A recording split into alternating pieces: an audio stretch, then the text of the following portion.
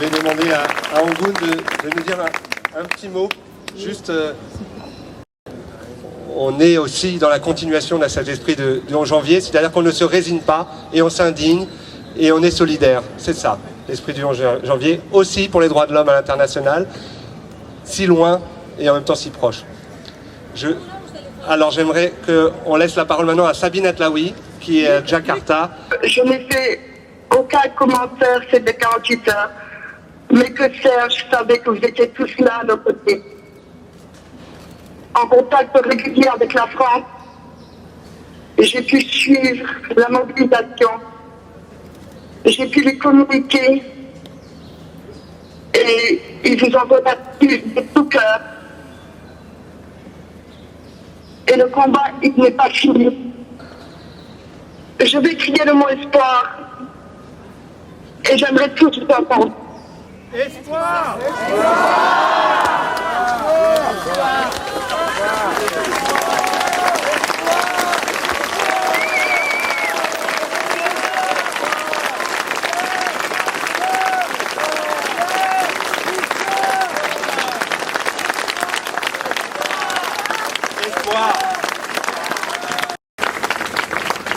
Chers amis, un mot d'abord pour vous dire l'émotion d'être sur cette tribune à l'initiative d'Ensemble contre la peine de mort. Avec cette famille, parce que ce rassemblement, il est important, il est nombreux, mais reconnaissons-le, c'est celui d'une famille qui est la famille des droits de l'homme, qui est la famille aussi des avocats du barreau de Paris, dont je vois des représentants nombreux et dont je suis un des membres. La situation de Serge Atlaoui nous mobilise. Nous sommes ici finalement pour deux raisons. D'abord, l'application d'une règle, l'application d'un principe, l'abolition de la peine de mort. Et nous sommes ici aujourd'hui pour donner à ce principe une application très concrète. Sauver une vie, sauver des vies, sauver la vie de Serge Atlaoui. Il y a des messages contradictoires qui nous viennent d'Indonésie. Il ne serait pas placé à l'isolement comme ceux dont maintenant la mort est quasiment inéluctable. Mais rien à cette heure n'indique que sa vie est sauve. Aucune décision, aucune annonce ne vient nous garantir que Serge Atlaoui est sain et sauf. Et donc le principal risque qui pèse sur nous serait que notre mobilisation faiblisse, serait que notre clameur se fasse moins entendre dans les jours et les heures qui viennent, alors que nous avons besoin qu'elle gronde sur cette place, qu'elle gronde à Paris, qu'elle gronde en France et très loin au-delà. Serge Atlaoui a été accusé d'un crime. Et nous savons ici qu'on ne combat pas le crime en commettant un autre. On ne rend pas la justice en commettant une injustice. Ce qui risque de se passer, ce n'est pas le droit, c'est une forfaiture. C'est une forfaiture qui menace et qui concerne Serge Atlaoui comme elle menace et elle concerne tous les autres condamnés à mort à travers le monde. Alors, la ville de Paris, bien sûr, est mobilisée. La ville de Paris est une ville engagée. La ville de Paris est une ville engagée contre la peine de mort et aux côtés, évidemment, d'Ensemble contre la peine de mort.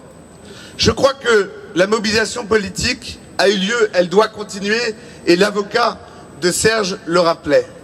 Nous sommes au-delà. Nous sommes maintenant à l'heure de la mobilisation citoyenne.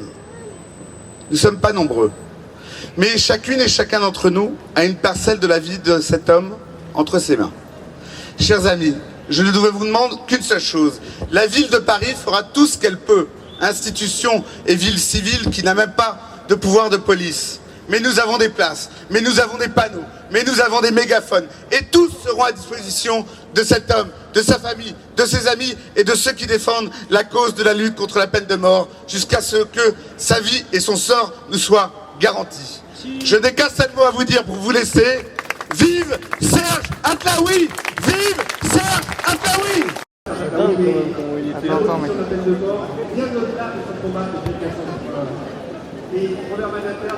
Monsieur Atlaoui a pensé partir cette nuit, accompagner ses amis d'infortune. Il a préparé son sac. Il a appris que finalement il ne faisait pas partie de la liste de ceux qui allaient être exécutés.